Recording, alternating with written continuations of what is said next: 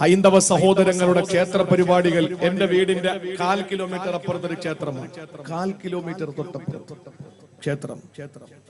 അപ്പൊ ഈ ക്ഷേത്രത്തില് ഏറ്റവും പ്രധാനപ്പെട്ട പരിപാടി എന്ന് പറയുന്നത് ചെണ്ടമേളം അല്ല, നാടകമല്ല, മിമിക്സ് അല്ല, അതല്ലെങ്കിൽ കൊടിയിറക്കമല്ല, കൊടിയേറ്റല്ല. അവിടുത്തെ ഏറ്റവും പ്രധാനപ്പെട്ട ഇബാദത്ത് എന്ന് പറഞ്ഞാൽ അവരുടെ ആരാധന അന്നദാനമാണ്. അല്ലേ? അന്നദാനം. അപ്പോ ഈ അന്നദാനത്തില് ഒരു ദിവസം ഞാൻ വീട്ടിലിരിക്കുമ്പോൾ അവര് കളക്ഷന് വരിക, ഓരോ വീടുകളിൽ കയറി വരും. അങ്ങനെ വന്നപ്പോ എന്റെ വീട്ടിന്റെ മുമ്പിലും വന്നു. അപ്പൊ ഒരു നോട്ടീസ് തന്നു. ആ നോട്ടീസ് ഞാൻ ഇങ്ങനെ മറിച്ച് നോക്കുമ്പോ കാണുന്നത് അവരുടെ ഒരു ശ്ലോകം അതിനകത്ത് എഴുതിയിരിക്കുക. നമ്മളിപ്പോ അസദഖത്ത് റദ്ദുൽ ബല, എല്ലാ പാട്ടപ്പിരിവ്, ഈ കുടുക്ക എന്താ പറയുക, കുടുക്ക അല്ലെ, പാട്ടപ്പിരിവ്, ഈ പാട്ടയുടെ ഈ പള്ളിയിൽ നിന്ന് കൊണ്ടുവയ്ക്കുന്ന പോണിയില്ലേ, അപ്പൊ അതിൽ എഴുതിയിട്ടുണ്ടാവും അസദഖത്ത് റദ്ദുൽ ബല, സദഖ വിപത്തിനെ തടയും എന്നൊക്കെ എഴുതിയിരിക്കും പോലെ ഇവരുടെ നോട്ടീസിൽ എഴുതിയിരിക്കുന്നത് ഒരു ശ്ലോകമാണ്. എന്താ ശ്ലോകം എന്നറിയോ? ആ ശ്ലോകമാണ് അവരുടെ ജീവിതത്തിൽ, ഹൈന്ദവ പുരാണങ്ങളിൽ ഹൈന്ദവ വിശ്വാസികൾക്ക് ഏറ്റവും പ്രധാനമായി അവരുടെ വിശ്വാസം അനുസരിച്ച് അന്നദാനത്തിന് അവർ ഏറ്റവും പ്രാധാന്യം കൊടുക്കുന്നത്. ആ പുരാണത്തിലെ ആ ശ്ലോകം ഇങ്ങനെയാണ്: ഗജതരംഗ സഹസ്രം ഗോകുലം കൊടിദാനം കനകരചിത പാത്രം വേദിനി സാഗരാന്തം ഉദയകുലവിശുദ്ധം കോടികന്യാ പ്രദാനം നെഹി നെഹി ബഹുദാനം അന്നദാന സമാനം. ഇതാണ് ആ ശ്ലോകം. എന്താ ഇതിന്റെ അർത്ഥം എന്നറിയോ?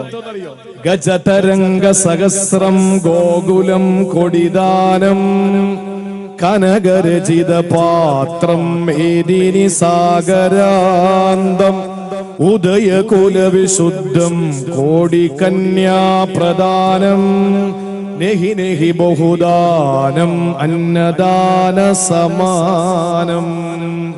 ഗജതരംഗ സഹസ്രം, 1000 ആനകളും 1000 കുതിരകളും. കുതിരയുടെ കാര്യം പറഞ്ഞപ്പോ കുതിര പോയല്ല, ആരും അങ്ങോട്ടോ 1000 ആനകളും 1000 കുതിരകളും. ഗോകുലം കോടിദാനം, 1 കോടി പശുക്കൾ. അപ്പൊ 1000 ആന, 1000 കുതിര, 1 കോടി പശുക്കൾ. എണ്ണി എത്ര ഉണ്ടെന്ന് നോക്ക്. കുതിരയൊക്കെ ഉണ്ടല്ലോ, മണക്കാട് തന്നെ കുതിരയുണ്ട് അല്ലേ?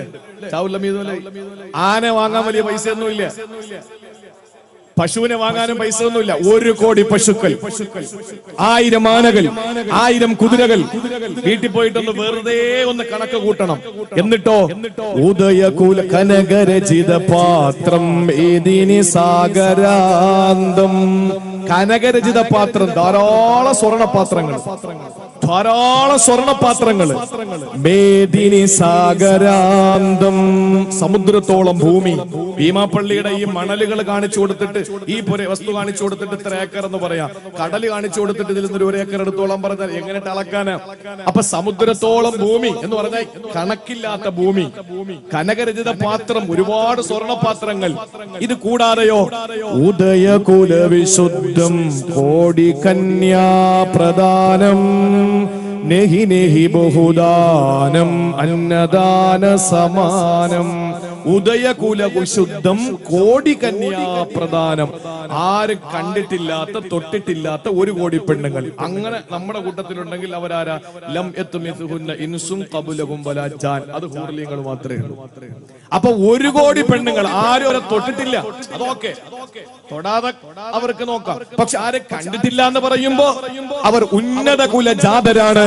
ഉദയകുല വിശുദ്ധം കോടികന്യാ പ്രദാനം.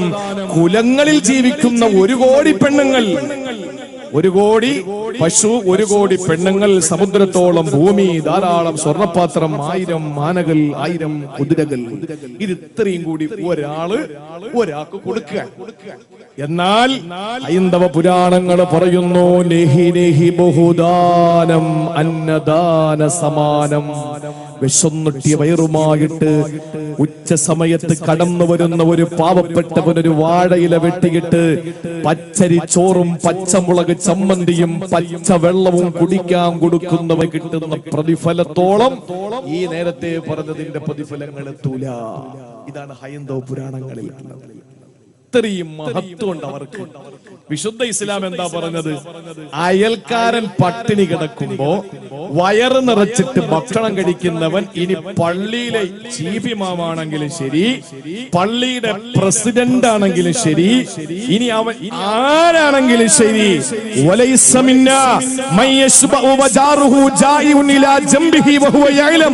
അയൽവാസി പട്ടിണി കിടക്കുന്നത് അറിഞ്ഞുകൊണ്ട് വയറ് നിറച്ച് മൃഷ്ടാനബോധനം നടത്തുന്നവൻ എന്റെ സമുദായത്തിൽപ്പെട്ടവനല്ല എന്ന് ലോകൈക ഗുരു അഷ്റഫുൽ ഖൽഖ് നബി മുഹമ്മദ് മുസ്തഫ അവന് കൊടുക്കുന്ന പ്രതിഫലം നരകത്തിൽ നിന്നുള്ള രക്ഷപ്പെടലും സ്വർഗത്തിലേക്കുള്ള പ്രവേശനവുമാണ്.